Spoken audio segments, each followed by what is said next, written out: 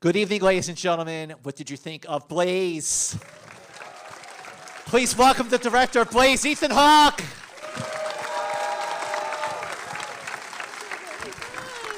Thank you, guys. Thank you so much. This is fun. Well, first question is, it's sort of a cliche, but how did this come about? Why Blaze Foley? All right, can I give you the real answer? The real answer. All right, so the truth is, I'm falling. Take yourself back about 12 years. Okay? And I'm falling in love with my wife, and she's a best friend, and her name is Beth. They've been best friends since the second grade. And you know when you're falling in love with somebody, you have to pass through certain gates of approval? Yep. Right? So I had to pass through the Beth gate of approval. Well, Beth has her long-standing boyfriend, Ben, right? And so I have to go out to dinner with Beth and Ben. Turns out Ben's from Arkansas. Turns out Ben's a musician. Turns out Ben is like one of the most amazing people I've ever met. Things go well. I get approved by Beth and Ben, right? And things go on, and I get married. Great. Okay. Well, I take an interest in Ben. Turns out he's the lead singer of this, pretty dynamite rock and roll band called Blood Feathers in Philly. And I start watching them, and I start following them, and I really believe in them. And we go, because Beth and Ryan are great friends, we go on vacation together, and Ben's sleeping on my couch, and I wake up in the morning to him practicing the piano and writing songs. And I feel like Neil Young lives in my house. That's awesome. And lo and behold, it's about New Year's Eve, 2015 into 16. And over the last 5 or so years, I watched Ben take some real hits on the chin. The music business is super tough. Yeah. He was writing with so much love and so much passion, and he just kept getting hit with disappointment after disappointment after disappointment. Yeah. And the band broke up, and he was, to say blue would be to make it light, right? Mm-hmm. He was his heart was heavy. And I said to him, it's New Year's Eve, we're drinking, it's true. And he said, and I say, remember Blaze Foley? Because he had taught me about Blaze Foley. Oh. And over the years, we had shared our love of music and the outlaw country music scene. And, John Prine in 2006 had covered Clay Pigeons. And I had said it was my favorite John Prine song. And Ben said, no, that's Blaze Foley. I'm like, who the hell is Blaze Foley? Well, Lucinda Williams? Yeah. Well, she wrote Drunken Angel about, all right. Willie Nelson? Yeah. Okay. He wrote, wow. He covered If I Could Only Fly. And so then as the internet started exploding, we would find new Blaze Foley songs. And so that night, I said, remember Blaze, meaning there are so many people in the world, blues artists, blues musicians, Blind Willie McTell, Lightnin' Hopkins, you name them, people who were operating in music at a genius level who couldn't find a place in the commercial market, right? And that didn't mean what they had to offer wasn't of value. That didn't mean that what they were contributing to whatever the hell the cosmic consciousness is wasn't vital, right? And I was saying that to him, and he picked up my guitar, and he said, well, he imitated this from you can get it online, the Outhouse tapes. He said, well, if you give me one whiskey for medicinal purposes, maybe we can save the whales, right? and I was like, you should play Blaze Foley in a movie, right? And this is when? New Year's Eve, 2015 into 16. Okay, gotcha. And the drunker we got, the more I thought this was a fucking great idea. Because I started thinking about biopics and how much I hate them. And I hate them because they're always about somebody famous. And they somehow digress into being about the trials of celebrity. And I thought, wow, I could use the story of Blaze to be the story of creativity. And it could be a much more accurate life portrait of what it means to be in the professional arts, which is to be mostly met with indifference, right? I mean, that's what, and so this could be a really cool movie. Now, the trouble was I had no idea what the story was. I just had Ben, who I believed in, and Blaze, who I believed in. And the next step began the process. But I've never in my life, that was almost 2 years to the date before we premiered the movie the first night you saw Sundance, it. And I've almost never had anything go from idea to completion in 24 months. That's pretty pretty fast. weird. Yeah. Well. First of all, like what I discovered about Blaze Foley watching the movie, I sort of did research after the film. Like so many people were inspired by Blaze Foley that you know about, but not enough people knew about Blaze Foley. It was like so many people and so many bands were inspired by Graham Parsons, but not a lot of people know who Graham Parsons is. But like so okay, you're like, yeah, let's go, let's make this movie. Then how do you really make the film? How do you like go into maybe someone who has financing to say, I want to make a movie about Blaze that Foley? would never work. I'm Right, smart enough to know that nobody would let me do this. I mean, hey, I got a great idea. There's a musician no one's ever heard of, and I have this actor. He's never acted before, and no, you haven't heard of him. But it's gonna be great, right? That is a surefire way to not make a movie. Thanks a lot, bye. Yeah. No, so what I did was I went to Austin, and I tried to pick up the trail of Blaze. And my wife and I went down there, maybe to visit where he was murdered. I don't know, but the first thing I did was meet this journalist, Lewis Black, who had covered Blaze and Towns' shows in the day. And I asked him, hey, you knew Blaze, what's the movie? And he said, have you read his wife's book? Yeah. And I said, that guy had a wife? And he said, well, kind of. And so I read her memoir called Living in the Woods in a Tree.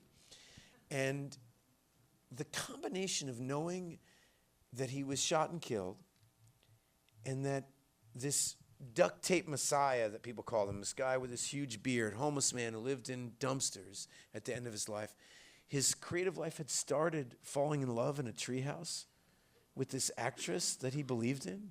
I thought, now that's the stuff of legend. Yeah. I mean, that's a country western opera if I ever heard one. And that, so I went and sought after Sybil, and I became fast. Sybil and I, she's an actor, I'm an actor, she's a writer, I'm a writer. We had a very similar hit on time in the kind of magic way that music approaches time, because music transcends time. For sure. Unlike, I mean, whether you want to talk about the Beatles or whether you want to talk about Mozart or whether you want to talk about Blind Willie McTell, whatever you want, a song and the way it touches you, and the way it could touch your children, and the way it could have touched your father, it transcends time. It's a magical thing, and I thought, wow, this would be a series. I could make a musical, basically, with what is, for 97% of the ears, all new music, with music that has already stood the test of time, right? And that was a huge, I was like, the idea just started getting better and better to me. Well, this is your third feature film. You did documentaries, you did shorts. Your first movie, 2001, Chelsea Walls. Mm-hmm. So over the years, all the directors you've worked with, especially one in particular who you cast in this movie, Richard Linklater. That was a very, very cool cameo. How did the directors you worked with over the years wind up influencing your narrative structure on this? We're in LA, and so there's probably a lot of people here who care a lot about film. And one of the things that frustrates me about film school is they'll very often teach editing, or they'll teach cinematography, or they make their directors be cinematographers for other people's films. But if you look at the history of film, and this is going to sound self-aggrandizing towards my own profession, but if you really look at, let's say, most people's list of top 50 filmmakers of all time, right? There's a good portion of them are going to be actors. Buster Keaton, Charlie Chaplin, Warren Beatty, Woody Allen, Orson Welles, John Cassavetes. It's a profession that lends itself to directing, but they don't teach acting, And I've always wondered about that. Like, it's acting and directing are interpretive arts. They're very, very similar. And one of the beautiful things about the reason why I think Redford makes a great director, right, is because Robert Redford has worked with a lot of the best directors of his era, right? Yeah, Linklater has only been on Richard Linklater sets. He thinks making a movie is what being on his set is like. He has no idea what it's like to be on a Sidney Lumet set or a Peter Weir set or a Rebecca Miller set. He doesn't have any idea of what these different hits. And you learn as an actor that there's no right way to make a movie, and there's no wrong way. You know, that there's so many different ways to do this. Yes, Rick has had a huge impression on my heart. Of course. I've made it, for lack of a better word, a shit ton of movies with him. Sure. And I knew I wanted him in this movie because he loves acting. That's where I was going with that. You know, he one of the reasons I met Charlie Sexton, who plays Townes Van Zandt in this, on the set of Boyhood. And Rick had met Charlie in acting class at Austin. This is a director and a musician who were both interested in acting enough to take acting. And so when I met Charlie, he had the little part we were playing like divorced dads living together. But he's in, for those of you who don't know, he's in Bob Dylan's band. He's a major musician. I mean, a very, very serious, take the roof off your head musician. Yep. But he's serious about acting, enough to like take classes and want to talk about it. He had all these questions for me, and I was like, man, somebody should give this guy a real part. And I also know that Rick loves acting, and I had these Houston oil men. Rick's from Houston. He actually worked offshore oil, and I put him with Rosencrantz and Guildenstern, Sam Rockwell and Steve Zahn. And I had this idea that Blaze, and I don't know this for a fact, I just know this through my own experience in the arts, is that there's a large portion of some very sincere artists sometimes that have an allergy to the people who have the money and power to make their dreams come true. It's like they should be nice to this person, but instead they punch him in the nose. And Blaze Foley was discovered. This oil men in Houston, they believed in him. Yeah. They paid for a tour. They brought him to New York, and he met Townes Van Zandt, and they had a party in the Gramercy Park Hotel where they invited homeless people to come to the roof of Gramercy Park Hotel and put the entire label out of business. Wow. Right? Yep. That was their reaction to doing something nice for them, you know? Well, why was he, I mean, it's not the first time that a musician, actor, artist of any kind was self-destructive, that they turned their back on people who love them to chase their muse. What is the appeal? Why does people have to suffer for art like that? The positive way of thinking about it is some level of authenticity, that he's trying to sing about the dispossessed. He's trying to sing about the true experience of life. And there is some type of feeling when you have to sell yourself that feels phony. Yeah. It doesn't, you know, there's a certain type of person that rolls their eyes at anybody who wants to make money. Right? That the accumulation of wealth to a person like Blaze is antithetical to what he's living for. Right. And so it's a problem. Now, that's half the truth. The other half is self-hatred and self-loathing and a feeling of unworthiness and a fear that they aren't really good enough. And that combination of insecurity and arrogance, I mean, people love to think that they have this kind of dualistic thinking, that it's either right or it's left. It's up or it's down. You know, it's one thing. And our lives are so much more mysterious than that. You know, they're so messy. Our hearts are so sloppy.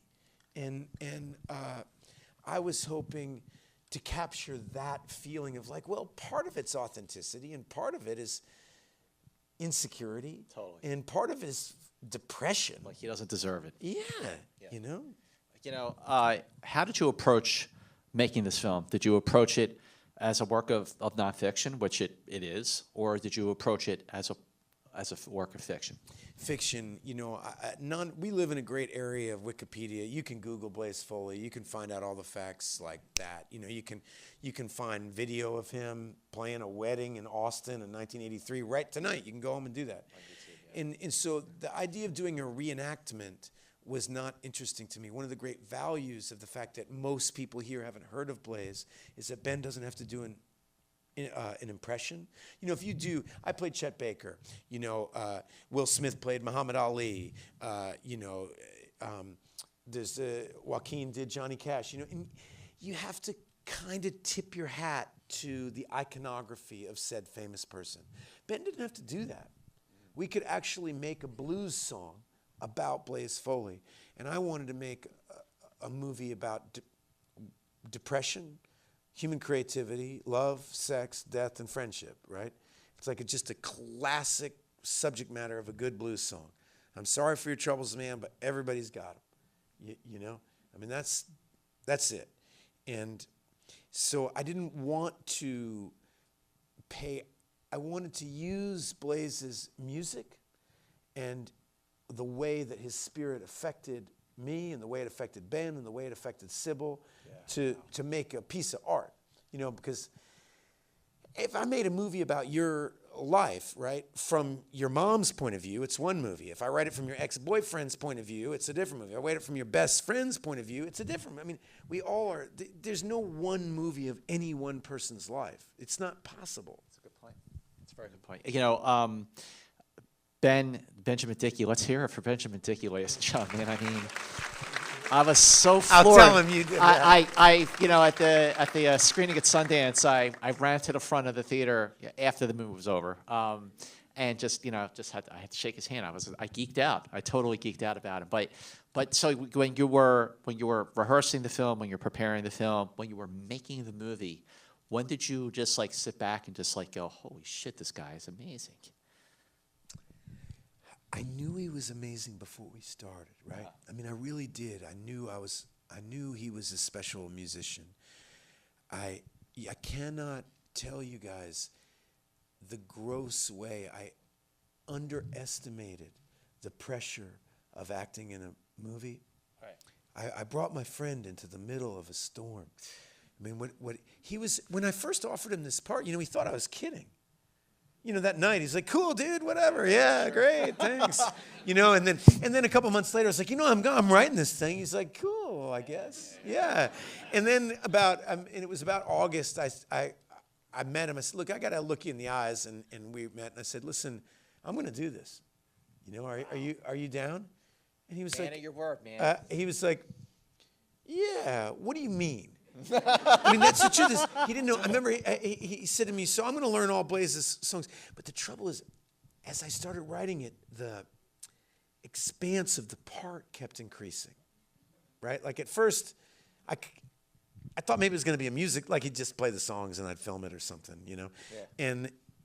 And it started growing, and I sent him to Vincent D'Onofrio for acting lessons, and he was like, yeah, this is kind of fun. You sent it to Vincent D'Onofrio? Yeah, and Vincent's intense, right? That is intense. That guy is very intense. And so Ben found himself, and then what happens is we're on set, and 50 people are like leaving their kids and living in this little community, and cinematographers, sound designers, costume designers.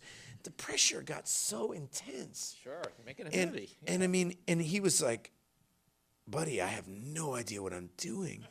And he was like, I think I can do this. It was really a funny moment. So a couple days before shooting, he's like,